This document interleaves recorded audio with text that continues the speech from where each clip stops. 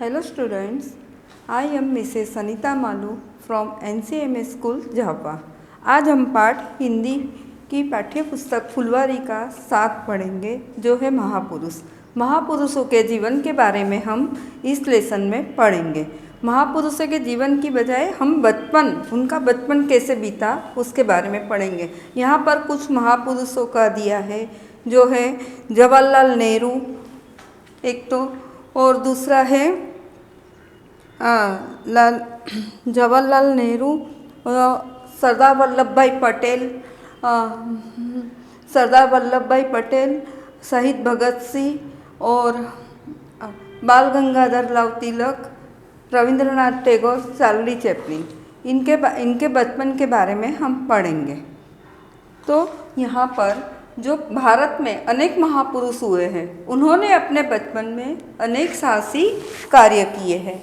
जो बचपन की बातें इनकी बताई है कि उन्होंने बचपन से ही कैसे थे वो, ऐसे कुछ महापुरुषों का विवरण इस पाठ में हम पढ़ेंगे। क्या तुमने कभी सोचा है कि महापुरुषों का बचपन कैसा होता होगा? क्या तुम्हारे जैसा ही होता होगा है क्या? बिल्कुल, वह भी तुमसे अलग नहीं होते। दुख सुख हंसी खुशी उनके जीवन में भी आता है, पर वे हर बाधा को जीवन की चुनौती समझकर उनसे मुकाबला करते थे। बाधा माने उनको जो तकलीफ़ें आती हैं उनके जीवन में, जो सामने मुश्किलें आती हैं, वो उन सबको मुकाबला कैसे उनका सामना कैसे करते हैं वो बताया है। अपना साहस नहीं खोते हैं, वो अपने आप को हताश या निराश नहीं करते हैं और मेहनत करके संघर्ष करके वो अपने जीवन को और चमकाते हैं। मेहनत को शुरुआत से ही अपना लेते हैं। जैसे पिघले सोने में ज़्यादा चमक होती है, उसी तरह से संघर्ष उनके जीवन में को नई प्रेरणा देता है। दोस्तों, आओ उनके बचपन की कहानियाँ हम सुने। चाचा नेहरू हम सबके प्यारे हैं, और आपको पता है चाचा नेहरू बच्चों से बहुत प्यार करते थे और उनको क्या पसंद था? गुलाब। उसी प्रकार यहाँ पर वे देश के पहले हमारे प्रधानमंत्री भी थे। वे एक समृद्ध परिवार के सदस्य थे। समृद्ध परिवार से मतलब यह है कि धनवान परिवार से तो यहाँ पर लेकिन बहुत से जुझारू और मेहनती थे। जुझारू का मतलब संघर्षशील उनका जीवन था, और संघर्षमय जीवन होते हुए उन्होंने मेहनत से उसको अपने जीवन को एक अलग निखार लाया, और वे बड़े होकर अपना एक व्यक्तित्व उनका एक नाम बना कि वे अपना सारा काम खुद किया करते थे। उनके पिता ने उन्हें पढ़ने के लिए इंग्लैंड भेजा था। वहाँ वे बड़ी मेहनत से अपनी पढ़ाई लिखाई करते थे। एक बार उनके पिता किसी काम से इंग्लैंड गए। वे अपने बेटे से मिलने पहुँचे। उन्होंने देखा कि उनका बेटा अपने कोमल हाथों से अपने जूतों को पॉलिश कर रहा है। अब उनने ऐसा क्यों सोचा कि अपने कोमल हाथों से जूतों को पॉलिश कर रहा था? क्योंकि वह एक बहुत धनवान परिवार के थे, जहाँ बहुत नौकर चाकर थे, जो कुछ भी काम नहीं चाहते थे कि मेरा बेटा अपने हाथ से करे कि कुछ। तो उन्होंने बेटे का काम करना बिल्कुल पसंद नहीं आया। ये जो काम देखा उनने अपने बेटे को पॉलिश करते हुए, तो उनको अच्छा नहीं लगा। उन्होंने कहा, बेटा तुम यह काम क्यों कर रहे हो? बालक नेहरू ने मधुर स्वर में कहा, मैंने बहुत मीठे स्वर में कोमल उसमें कहा, हल्के में लेके, मेरे स्कूल के सभी लड़के अपना काम खुद करते हैं, इसमें कोई हर्ज नहीं। माने मैं अगर अपना काम खुद कर रहा हूँ तो उसमें कोई एतराज़ नहीं होना चाहिए, और हमें अपना काम स्वयं ही करना चाहिए। इनकी तरह गांधी जी हमारे महापुरुष, उनका भी यही था कि अपना काम स्वयं करना चाहिए। ये उनका आदर्श था, जीवन का एक उनका ध्येय था कि हमें अपना काम स्वयं करना चाहिए। पिता ने लाख समझाया, कहा कि उनके लिए किसी नौकर का इंतजाम कर दे। मतलब नौकर की व्यवस्था कर देता, इंतजाम करना में। पर नेहरू ने साफ मना कर दिया। बड़े होने पर भी वे अपने काम खुद करना ही पसंद करते थे। तो यहाँ पर हमने नेहरू जी के बचपन के बारे में देखा। अब हम उन व्यक्ति के बारे में जानेंगे जिन्हें आयरन मैन के नाम से पहचाना जाता है। कौन है, आपको पता है बच्चों? नहीं, सरदार वल्लभ भाई पटेल। तुमने सरदार वल्लभ भाई पटेल का नाम जरूर सुना होगा। स्वतंत्रता सेनानी और लौह पुरुष सरदार वल्लभ भाई पटेल आज़ाद भारत के पहले क्या थे? गृह मंत्री थे।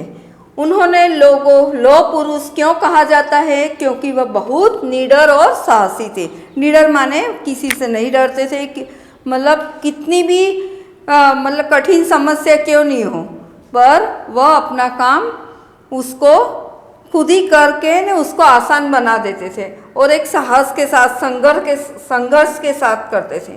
बचपन में एक बार उनके बगल में एक फोड़ा निकल आया। फोड़ा मीन्स आप लोग जानते हो ना, फुंसी फोड़ा, मतलब जो बड़ा साइज का होगा, इसलिए फोड़ा बताया गया है यहाँ, और फुंसी बड़ी साइज की। जो वह किया पर फोड़ा ठीक नहीं हुआ। बालक वल्लभ की तकलीफ बहुत बढ़ गई, माने उनको जो तकलीफ हो रही थी, वेदना हो रही थी, दुख रहा था, वो बढ़ती जा रही थी। एक दिन किसी ने एक जराह माने चीर फाड़ करने वाला के पास के बारे में बताया, जो फोड़ों भी ठीक करना जानता है। उसने फोड़े को देखकर कहा कि इसका यही इलाज है कि लोहे को गर्म करके इस पर रखा जाए। यह सुनकर घर वाले डर गए, पर बालक वल्लभ तो निडर थे। वे जरा सा भी नहीं डरे। झट फोड़े को वो दगवाने के लिए तैयार हो गए, और दगवा मीन्स के फोड़े को फूड़वाने के लिए कि गरम गरम सलिया उस पर चिपका के उसको ठीक हो जाए, इसलिए उन्होंने तैयार हो गए। पर लोहा गर्म किया गया, जरा का हाथ कांप रहा था, माने जो उसको दागने वाला था, जिसको फोड़ने वाला था, उसको भी मतलब उनके ऊपर वो गरम सलिया रखने में भी उसके हाथ कांपने लग गए। मतलब उसको भी बहुत तकलीफ हो रही थी कि मैं कैसे करूं, कि जरा सा बच्चा है। पर वह फोड़ा दागने में जरा हिचकिचा रहा था। बालक छोटा जो था, क्योंकि वह सरदार वल्लभ भाई बहुत छोटे थे, तो उसको भी लगे कि जरा सा बालक है, कैसे होगा, क्या करे, तो उसका मन भी नहीं हो रहा था, उसका दिल भी दुख रहा था। पर बालक वल्लभ भाई ने कड़कड़ती आवाज में कहा, देर क्यों करते हो, लोहा ठंडा हुआ जा रहा है। जरा ने फोड़े पर गर्म लोहा रखा। फोड़ा फूट गया, पर पीप बाहर नहीं निकली। उसने धीरे से ही रखा, आसानी से, पर उसमें से ना पीप बाहर निकली। बालक फिर बोला, डरते क्यों हो, अच्छी तरह करो। जरा घबरा रहा था। बालक ने फिर कहा, अगर तुम डरते हो तो लोहा मुझे पकड़ाओ। यह कहकर साहसी वल्लभ ने गर्म लोहा जरा के हाथ से ले लिया। जब वो जरा डर रहा था तो वल्लभ भाई ने अपने हाथ में लोहा ले लिया और खुद ने ही चारों तरफ उसके ऊपर घुमाने लग गए फोड़।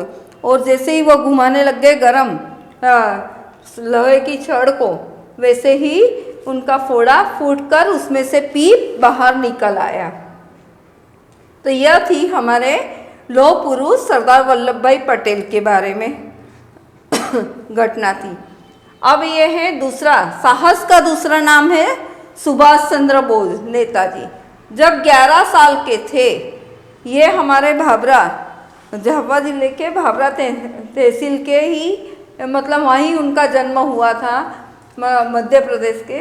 उनके बारे में जब 11 साल के थे तब उनके शहर में हैजे की भयंकर बीमारी फैल गई। इसके चलते बड़े और बच्चे सभी बीमार होते चले जा रहे थे। कई तो मौत के घाट भी उतर गए। माने यह बीमारी मतलब बहुत खतरनाक थी, जिससे कई लोग इसी में मृत्यु को भी प्राप्त हुए। बालक सुभाष लोगों को दुख दर्द नहीं देख पाए, माने वे लोगों को दुखी नहीं देख पाए, तो उन्होंने क्या किया, उन्होंने अपने साथियों की एक टोली बनाई और निकल पड़े लोगों की सेवा करने के लिए। टोली मीन्स टीम बनाई, एक समूह बनाया और वह लोगों की सेवा के लिए बस्ती बस्ती शहर की बस्ती बस्ती में घूमकर लोगों की सेवा करने लग गए और घर जाकर उनको दवाई का इंतजाम करने लग गए, बीमार लोगों की देखभाल करते थे। उस शहर में एक नामी गुंडा था, हैदर नाम करके। जब उसे बालक सुभाष के बारे में पता चला तो वह उनके कामों में रुकावट डालने लगा, पर हैदर के घर के लोग भी हैजे की चपेट में आ गए। बालक सुभाष और उनके दोस्तों ने हैदर के घर वालों की भी तीमारदारी की, माने देख रेख की।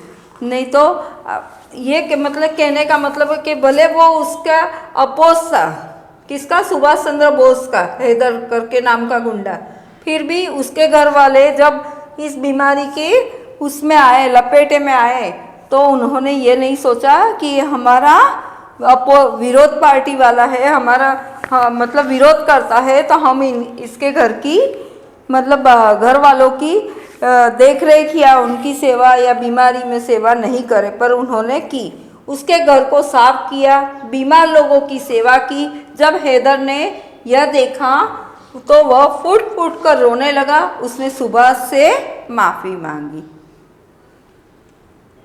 माने उसका हृदय परिवर्तन हो गया। बाकी तो वह बहुत क्रूर था हैदर, पर उन्होंने जब सुभाष का ये काम करते हुए अपने उसके खुद के परिवार के लिए देखा तो उसका हृदय, दिल पसीज गया और वह उसके सामने फूट फूट कर रोकर और क्षमा प्रार्थना की।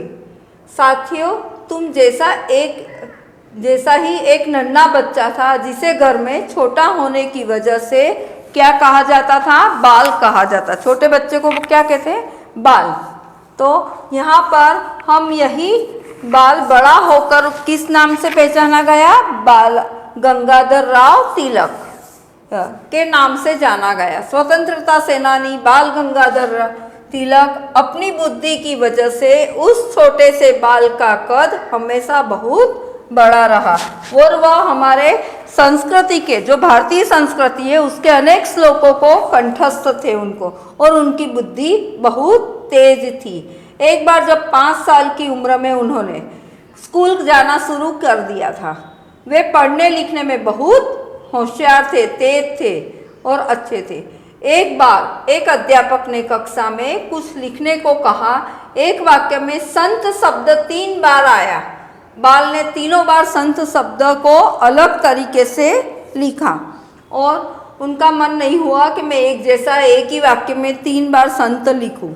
तो अध्यापक ने पहले लिखे संत को छोड़कर बाकी दोनों शब्दों को गलत बताकर काट दिया गया। बाल इस पर अड़ गए और उनका विश्वास था कि उन्होंने तीनों संत शब्द बिल्कुल ठीक लिखे थे। और होते होते यह बात हेड मास्टर साहब के पास भी पहुंच गई। अंत में अध्यापक को बाल के तीनों शब्दों को ठीक करना पड़ा। स्कूल के सभी विद्यार्थियों को अध्यापक ने बाल की बुद्धि के आगे सिर झुका दिया। रविंद्रनाथ टैगोर का नाम सुना होगा आपने। अब हम उनके बारे में जानेंगे, जो हमारे राष्ट्रगान के रचयिता है, जिन्होंने लिखा, उन्होंने हमारे साहित्य गीतांजलि को पुस्तक, उनकी गीतांजलि को साहित्य का नोबेल पुरस्कार भी प्राप्त हुआ है। बचपन का यह बहुत विचित्र हरकत लिखे थे उन्होंने। जनगण मन को हम आज भी राष्ट्रगान के रूप में गाते हैं। बचपन में बहुत विचित्र हरकतें किया करते थे। हाथ में एक छड़ी लेकर खिड़की से मतलब शिखंचों को, माने लोहे की छड़ से पीटा करते थे। कहते थे तुम लोगों को पीटना बहुत जरूर, पीटे बिना कोई काम नहीं चलेगा, तुमको पीटना बहुत जरूरी है। मुझे बंद किया करते हो, देखना तुम्हारे साथ क्या करता हूँ। मज़े की बात तो यह है कि बड़े होकर उन्होंने शांति निकेतन जैसे विश्वविद्यालय की स्थापना की, जहाँ बच्चों को 4 दीवारी यानी खिड़की और संगीतों के बंद होकर नहीं पढ़ना पड़ता है, वे खुली हवा में पढ़ाई करते हैं। बच्चों, अब हम उस व्यक्ति के बारे में जानेंगे कि जो एक कॉमेडियन के नाम से प्रसिद्ध था, जो है चार्ली चैपलिन। बच्चों, क्या तुम लोगों ने चार्ली चैपलिन की फिल्में देखी है? माने चार्ली चैपलिन की कई मूवी आई और उनका उसमें हमेशा रोल क्या रहता था? कॉमेडी वगैरह, मजाक मस्ती करके लोगों को हंसाना, लोगों का दिल बहलाना। तो ऐसे व्यक्तित्व के बारे में जानेंगे। वो कैसे थे? मुंह पर मक्खी नुमा मूछ, माने उनके मुंह पर मक्खी के बराबर की मूछ रहती थी और सिर पर टोपी, हाथ में एक छड़ी। चार्ली के जिंदगी भर कॉमेडी करके लोगों को हंसाया। जानते हो उन्होंने यह कैसे किया? दरअसल चार्ली बहुत कैसे गरीब परिवार के थे। उनके पिता उनकी देखभाल ठीक से नहीं कर पाते थे। न तो उन्हें ठीक से खाना मिलता था, ना ही ढंग से कपड़े मिल पाते थे। तब फिल्मों में छोटी छोटी भूमिकाएं निभाकर उन्होंने अपना गुजारा चलाते थे। एक बार वह बेढंगे से कपड़े पहनकर, जो कि उनके नाप से थोड़ा बड़ा था, तो वह स्टूडियो में पहुंचे। तो लोगों ने जब उनको देखा तो उनको देखकर हंसने लग गए, बहुत हंसे। तो चार्ली को समझ में आ गया कि अगर वह ऐसी हरकतें करे जो लोग उनको देखकर हंसे तो काम आसान हो जाएगा। चार्ली ने इसी बात को पकड़कर जिंदगी भर लोगों को हंसाया। तो यह हम इनके व्यक्तित्व के बारे में, उनके बचपन के बारे में जाना कि वह कैसे थे। अब यहाँ पर कुछ शब्दार्थ दिए गए हैं जो मैंने अभी आपको बताया, पर एक बार हम रिपीट करेंगे। बाधा माने रुकावट, संघर्ष माने कठिन परिश्रम, माने बहुत मेहनत करना। समृद्ध माने धनी, धनवान जिसको बोलते हैं। जुझारू माने संघर्षशील और स्वतंत्रता माने आज़ादी। सेनानी माने सिपाही या तो सैनिक। तकलीफ माने कष्ट। माफ़ी माने किसी से क्षमा मांगना। विचित्र माने अनोखी और बेढंगे माने अव्यवस्थित जिसको बोलते हैं हम, डिसऑर्गेनाइज। तो इसी पार्ट में बच्चों पीडीएफ के द्वारा आपको सही विकल्प, सही गलत, रिक्त स्थान, प्रश्नोत्तर, पर्यायवाची शब्द, विलोम शब्द और एक ही शब्द को तीन तरीके से कैसे लिखेंगे यह दिया गया है। और कुछ आपको होमवर्क भी दिया गया है, जिसको एक वर्ग पहली बनाई है, उसमें से कुछ नाम महापुरुषों के हैं, उसमें छाट कर आपको लिखना है। तो यह आपको करना है और पढ़ना है। Thank you.